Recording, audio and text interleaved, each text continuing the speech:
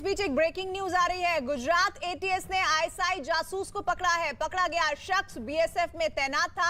आरोपी जवान का नाम सज्जाद है और वो 74 बटालियन में था। ये ब्रेकिंग इस वक्त आपको बता दें, गुजरात एटीएस ने आईएसआई जासूस को पकड़ लिया है। पकड़ा गया शख्स बीएसएफ में तैनात था।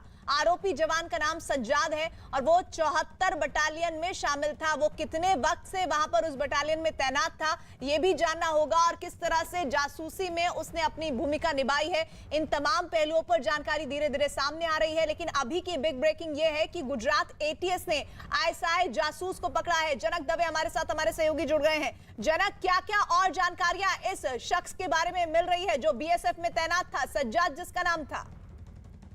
बिल्कुल, देखिए, गुजरात एटीएस ने लंबे समय से इस जो आरोपी जवान है उस पर निगरानी रखी हुई थी और उसके हर मूवमेंट पर नजर थी, और जब पुख्ता सबूत जब हाथ लगे तब जाके उसकी गिरफ्तारी की है। और जो जानकारी हमारे पास आ रही है, 74 बटालियन जो कि भूज में बेस्ड है, वहां पर इसकी तैनाती थी और वो लगातार सेना की मूवमेंट, क्योंकि गुजरात में जो कच्छ जिला है वो सीमावर्ती इलाका है, पाकिस्तान से सटा हुआ है, तो वहाँ के सेना की जो मूवमेंट है वो उसकी मूवमेंट की लगातार जानकारी यहाँ से आईएसआई को पहुंचा रहा था कि केवल वो उसने जानकारी पहुंचाई है, लेकिन अब वो यहाँ से पाकिस्तान भी गया है, आईएसआई के आकाओं को भी वहाँ जाके मिला है। तो ये अपने आप में बड़ा खुलासा है गुजरात एटीएस की ओर से। और उस जवान की अभी भी पूछताछ हो रही है। अब फंडिंग क्या रहा था, किस तरीके से पैसे यहाँ पर आ रहे थे, उसके अवैध से पैसे किस तरीके से, और किस तरीके से उसने देश के साथ गद्दारी की है, इस सारी चीजों का जो पूरा कच्चा चिट्ठा है वो आने वाले दिनों में खुलेगा। लेकिन ये एक बड़ी बात है कि यहाँ का सेना बीएसएफ में काम करने वाला जवान वो सेना की पूरी जानकारी न, क्योंकि उसके अलावा भी जो भर्तियां जो हो रही थी सेना और अर्धसैनिक बलों में, वहां पर जो जवानों के फर्जी दस्तावेज, बर्थ सर्टिफिकेट भी इशू कराने का काम ये करता था। तो बहुत संगीन कई तरह के मामले आप बता रहे हैं सज्जाद को लेकर, जो बीएसएफ में तैनात था 74वीं बटालियन में, जिसकी मौजूदगी थी, और इसके बारे में तमाम जानकारियां लगातार आ रही हैं जो वाकई में सनसनीखेज है। इस पर लगातार निगाहें बनी रहेंगी। जनक, शुक्रिया आपका। और इस बीच मुंबई क्रूज ड्रग्स केस में गवाह केपीए गोसावी ने कुछ देर पहले न्यूज 18 से बातचीत की है, जिसमें उसने अपने ऊपर लगे सभी आरोपों को खारिज किया है। अपने बॉडीगार्ड ने ये आरोप लगाया है कि आप एक्सटॉर्शन में इन्वॉल्व हैं और आप एनसीबी की सहायता कर रहे थे। आपका क्या रोल है इस? मैडम, ये सारा प्री प्लान बना के इन्होंने ये 5-6 दिन में ये पूरा प्रोग्राम किया है। हालांकि मुझे ऐसा अभी समझा है मॉर्निंग में ही कि मेरे घर में चोरी भी हुई है वाशी से, ठीक है, जिसकी चाबी मैंने दी थी इन्हीं के पास में, बॉडीगार्ड के पास ही थी, और कुछ डॉक्यूमेंटेशन भी इन्होंने मेरे शेयर किए हैं घर से चोरी करके, ठीक है। आप हेलो, क्या पूजा डडलानी जो शाहरुख खान की मैनेजर हैं उनसे मिले हैं? मैं किसी से नहीं मिला हूँ मैडम, मैं किसी से भी नहीं मिला हूँ। उस रात को मैं जो नीचे गया था, मेरे को किसी का फोन आया था स्कैम करके, उसने मुझे मिलने के लिए बुलाया था, बाकी मैं किसी से मिला नहीं हूँ। ट्राइडेंट होटल आप गए हैं, वहाँ पर कुछ लेन देन की बात हुई है, पैसा मैडम आप सीसीटीवी चेक, सुनो ना, सीसीटीवी चेक कीजिए, मोबाइल नेटवर्क चेक कीजिए, लोकेशन चेक कीजिए। लेकिन आप ये बताइए, जब आर्यन खान का इंटरोगेशन हो रहा था एनसीबी ऑफिस में, आप वहाँ पे क्या कर रहे थे? आपने उनके साथ अपनी एक सेल्फी भी ली है। मैडम हाँ, लेकिन वो टाइम पे वो क्रूज टर्मिनल पे थे हम लोग, एनसीबी के ऑफिस में नहीं थे, क्रूज टर्मिनल पे थे, जो सेल्फी निकली है।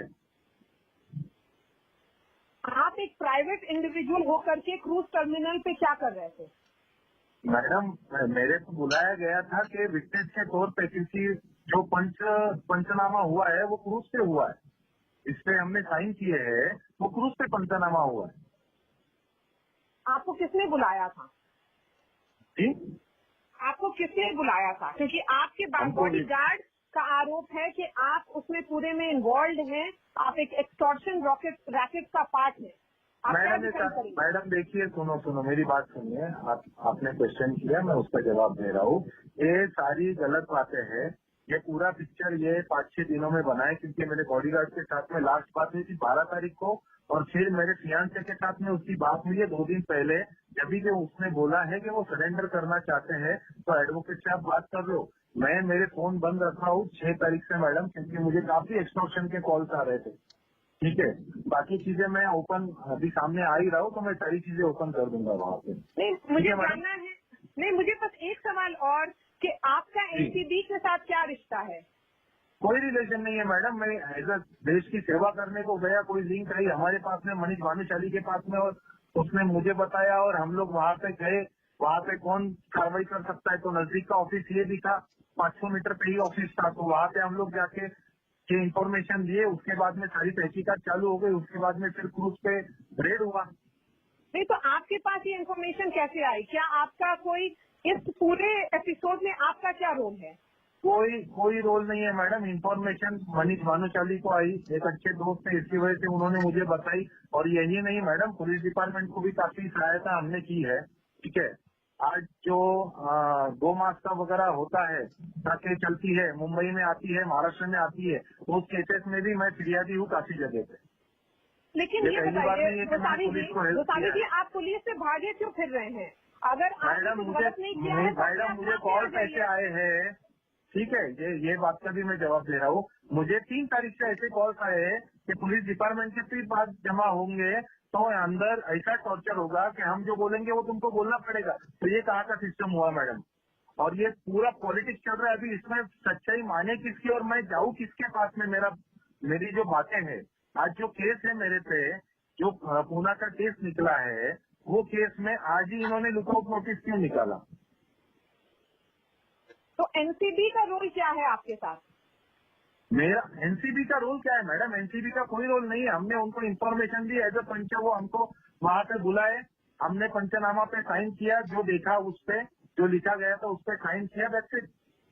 मैं फिर से पूछूंगी, ट्राइडेंट होटल में क्या लेन देन की बात हुई है? और पूजा जडलानी जो शाहरुख खान की मैनेजर है, उनसे आप क्यों मिले थे? क्या मैडम फिर से मैं आपको बता रहा हूँ, कोई बात नहीं हुई है। और ये जो भी है इन्फॉर्मेशन पुलिस अपनी साइड से जांच करे और अपने साइड से निकाले, किसका कॉल रिकॉर्ड है, किसका क्या है, किसका क्या नहीं है। आप सरेंडर क्यों नहीं कर लेते हैं अगर आपके खिलाफ? मैडम मैं सरेंडर होने के लिए जा रहा हूँ क्योंकि ये सर के ऊपर पानी हो गया है मेरे। मैं बाहर मरने से अच्छा मैं अंदर मरूँ, ये बदनामी सहन करने से अच्छा मैं सच्चाई बोल के भले ही देश सेवा में मेरे को जो भी सजा देनी है वो दे दीजिए। आप कहाँ सरेंडर करने जा रहे हैं? मैडम मैं कर रहा हूँ, मैं सरेंडर होने के बाद आपको पता चल जाएगा। विवेक, किरण गोसावी से जो हमारी